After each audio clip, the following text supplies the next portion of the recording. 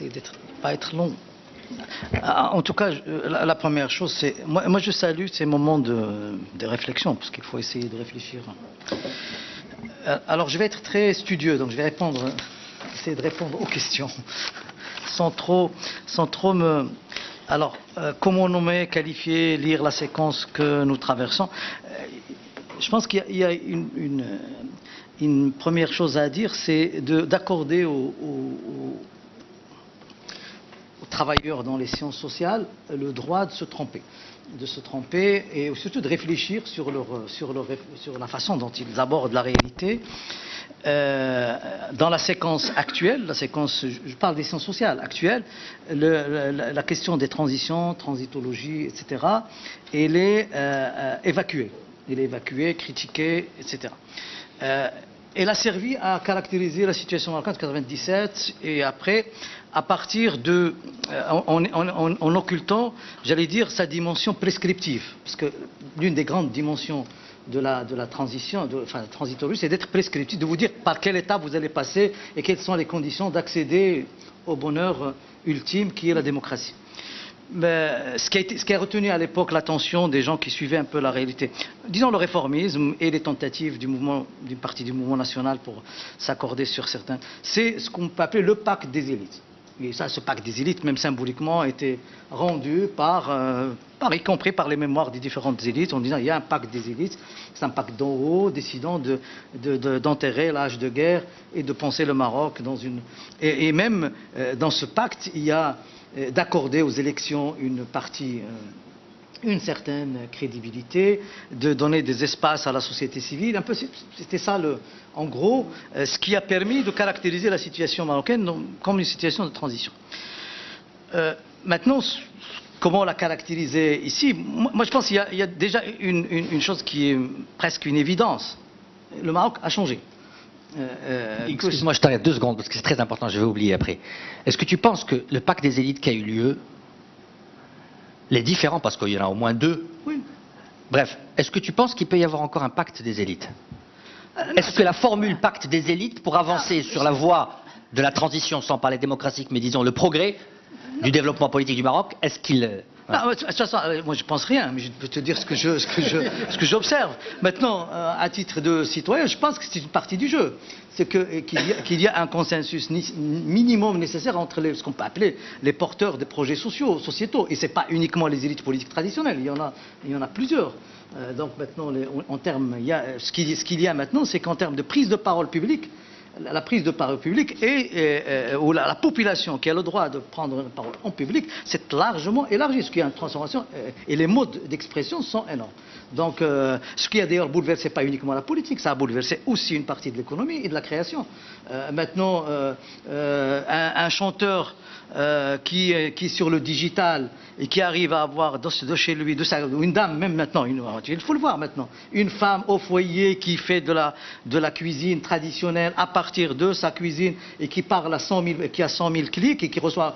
Non, ça a complètement bouleversé l'ère de Chomicha, par exemple, juste sur un cuir est dépassé. Et ça impacte, disons, c'est les mêmes processus qui travaillent la politique. Et c'est pas uniquement au Maroc. Ça, c'est un autre élément que je voudrais dire. Le Maroc n'est pas un îlot, même si on a une mentalité d'insulaire, mais le Maroc n'est pas une île.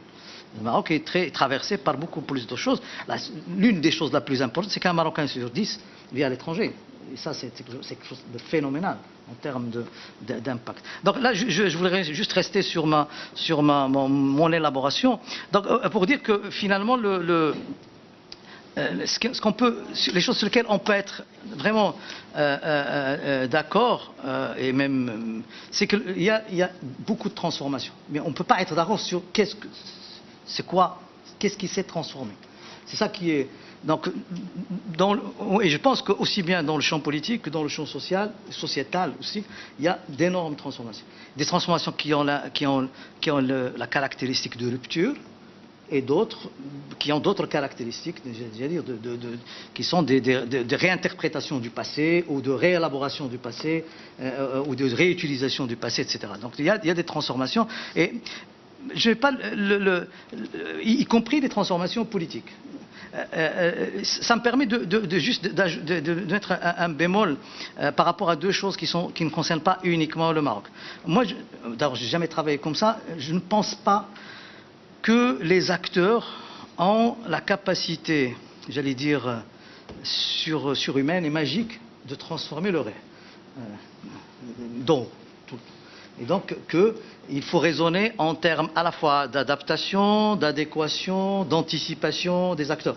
C'est beaucoup plus complexe. Et en fait, votre boulot, c'est d'aller voir un peu comment fonctionnent ces différentes coalitions improbables, des trajectoires de vie qui ne sont pas linéaires. Les trajectoires de vie ne sont pas toujours, très rares, les trajectoires de vie linéaires, etc. Donc tout ça, il faut le prendre en compte pour voir, pour rendre compte de la richesse du vécu politique. Parce qu'on est rattrapé à la fois par l'anachronisme quand on traite du Maroc et même par le passé, et rattrapé par la linéarité. Je pense, là c'est une insatisfaction, je veux dire, presque épistémologique.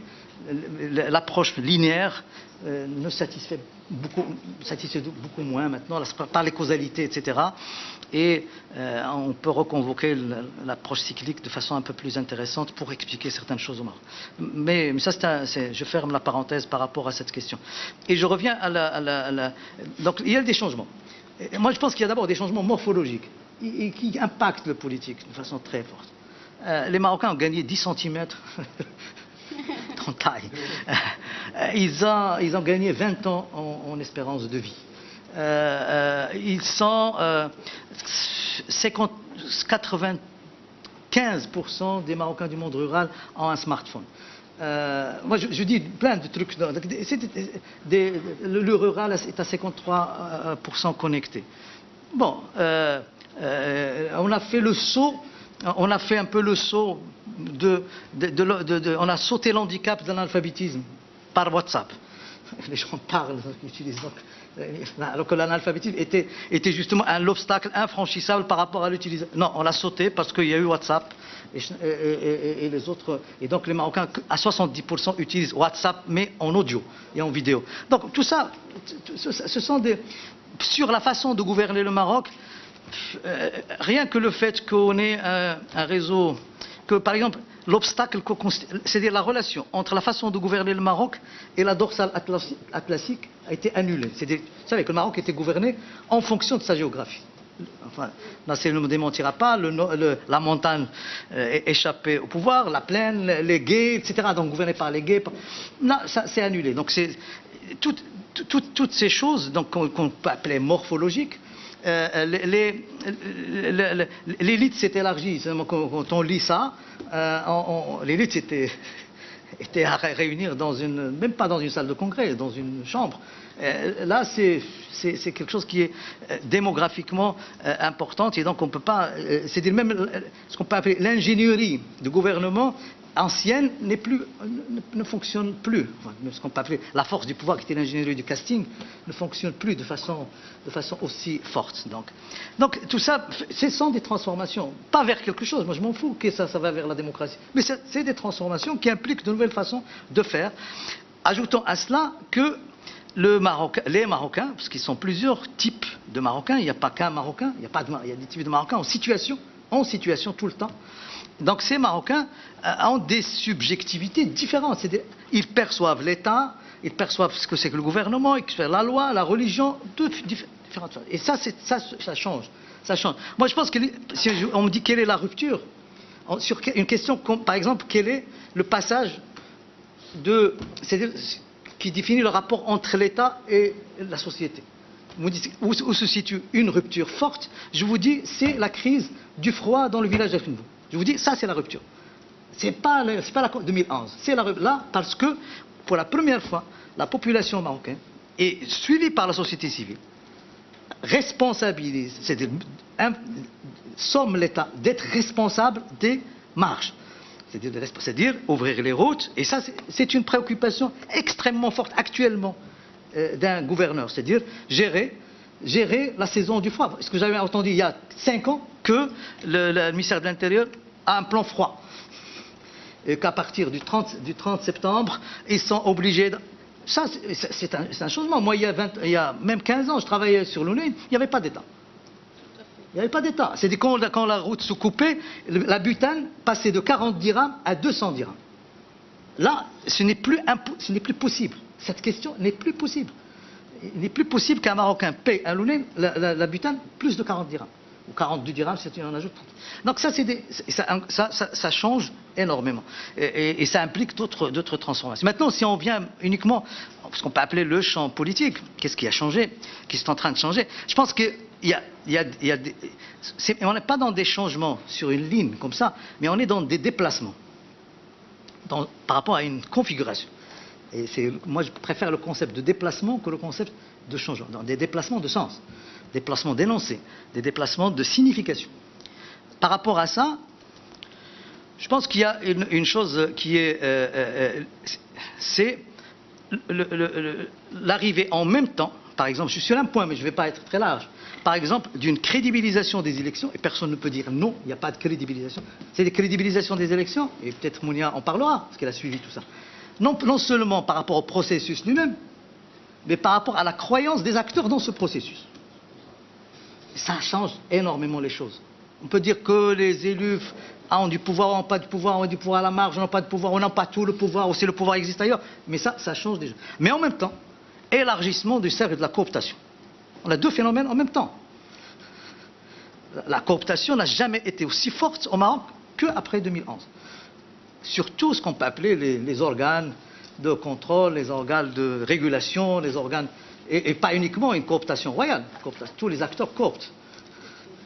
Donc, ça, et ce changement-là donne une autre lecture de ce que quelqu'un appelait l'opposition, une autre fonction de l'arbitrage, une fonction de la correction de la représentation électorale, etc. Une autre présence de l'autorité et de l'autoritarisme, une autre façon d'être présent. Ça, c'est la deuxième chose, sur la question de la séparation des pouvoirs. Bon, la Constitution de 2011 a apporté des choses. Et bien sûr, la Constitution apporte... c'est un texte qui s'interprète, qui se lit, mais je pense qu'il y a les éléments d'une séparation des pouvoirs, ou au moins d'une distinction des pouvoirs, pour parler le langage de l'Othmani quand il parle de distinction des sphères. Mais en même temps, ce qui est intéressant, c'est qu'il y a, et ça, Abdelhaï l'a dit, il faut que les acteurs y croient. Il faut que les acteurs croient qu'il y a... Et ça pose cette question de la responsabilité. Qu'est-ce que c'est? Comment les Marocains, enfin en société, comment se perçoit la question de la responsabilité? Être responsable envers qui? Envers quoi? De quoi? Et envers quoi? Et ça, c'est... Jusqu'à maintenant, aucun acteur, je dis bien aucun acteur politique, n'est prêt à aborder cette question de la responsabilité de façon claire. Parce que ce soit les acteurs qui sont électoralement responsables, et même s'ils ne sont pas responsables de tout, ils sont responsables de quelque chose. Et donc, d'où la manière dont on interprète, nous, actuellement, la reddition des comptes. Et le deuxième exemple est très intéressant, c'est celui de la justice. Moi, je crois de façon sûre, enfin, je crois, c'est une croyance, presque une conviction, que la justice est autonome, mais qui ne croit pas qu'elle est autonome. Qu'elle a les moyens d'être autonome, et même indépendante. Oui, mais on a deux juges, on a deux types de juges. D'abord, la communauté elle-même, on n'a jamais réfléchi à sa formation et sa culture. C'est la corporation la plus conservatrice du pays. Donc, ici, on peut voir les cursus. Juste parler. Elle est conservatrice. Donc, et là, une éthique qu'on n'a jamais travaillé sur l'éthique du juge au Maroc. Qu'est-ce qu'il porte comme éthique, comment il... Et c'est quelque chose moi, que je ne connais pas, mais disons, on a une idée sur la façon, elle est isolée un peu de la société, il la surplombe, etc. Mais même quand au-delà d'une sociologie des juges au Maroc, il est très intéressant de voir qu'on a une tradition, c'est-à-dire un imaginaire du juge, qui vient de très loin, cet imaginaire du juge. Le juge qui est d'abord jurisconsulte, qui n'est pas juge, qui est ce qu'on appelle adab trija, c'est-à-dire, c'est juste trouver la formule. Ça, c'est le juge. Et on a, quand les juges, même modernes, ne peuvent être que positivistes. que positive, c'est qu'appliquer la loi dans toute sa rigueur, et cette loi elle-même est liberticide.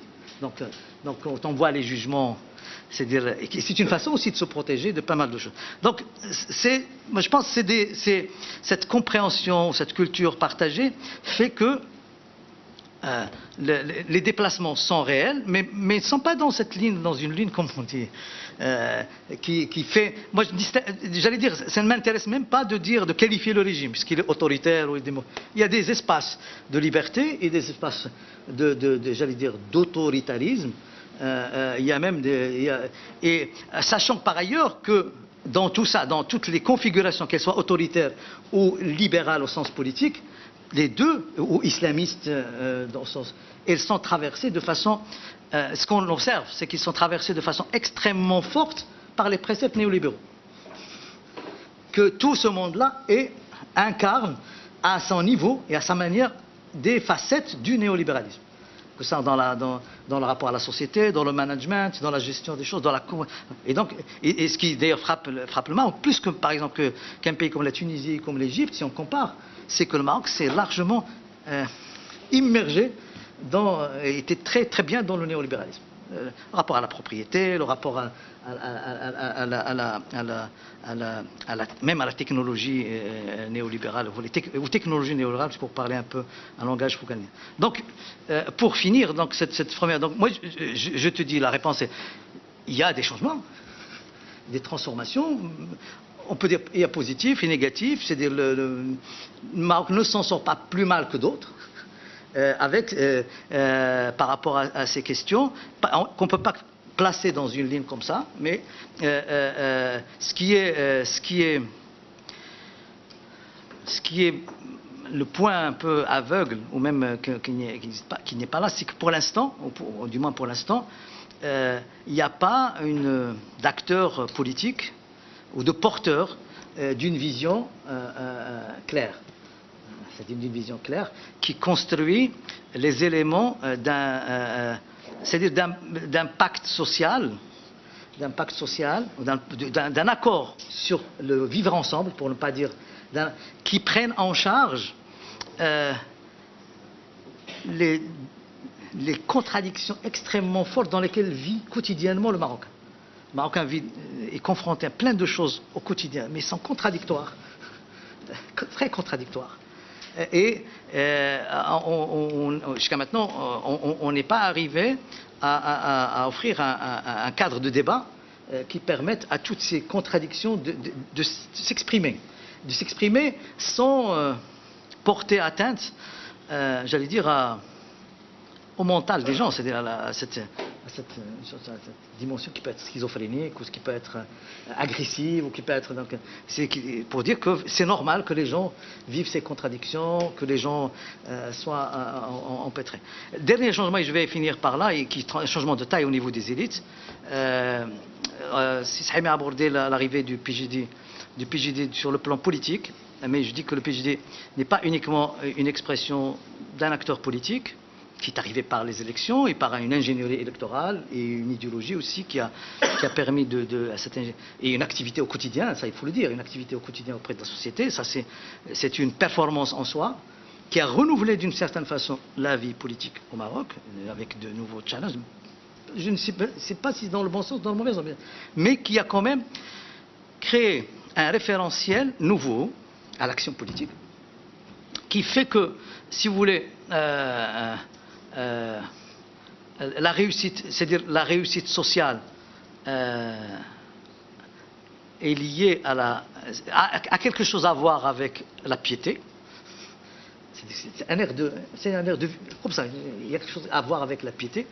Je ne dis pas quelle est la piété est la cause de la réussite, mais il a quelque chose à voir avec la piété, et qui a permis l'arrivée massive, je dis bien massive maintenant, dans les rouages de la gestion publique et privée. Moi, je vous renvoie à des dizaines et des centaines de bureaux d'études en informatique et même en ingénierie actuellement, qui sont dirigés par des proches des islamistes et qui ont des marchés aussi, donc et qui à faire venir dans le champ des élites un peu traditionnelles, citadines, urbaines, des grandes villes impériales du Maroc ou de la nouvelle bourgeoisie la bourgeoisie des années 70, 80, etc., de nouvelles élites dans le champ de la décision intermédiaire et même de la décision politique. Donc c'est des outsiders. Et des outsiders, pas uniquement en termes d'idéologie, mais des outsiders en termes de style de vie, de mode de vie. Il faut voir que maintenant les intérieurs, c'est-à-dire entre les intérieurs des gens, des ministres marocains, des ministres les intérieurs de leur maison, de style de vie, et ça, c'est un basculement assez fort dans la société, que peut-être des citadins n'aimeraient pas, enfin des vieux citadins n'aimeraient pas, mais c'est des choses qui transforment la société largement marocaine et qui créent, j'allais dire, une sorte d'air du temps, qui est conformiste, donc un air du temps conformiste qui est très conservateur, sinon très archaïque. Merci.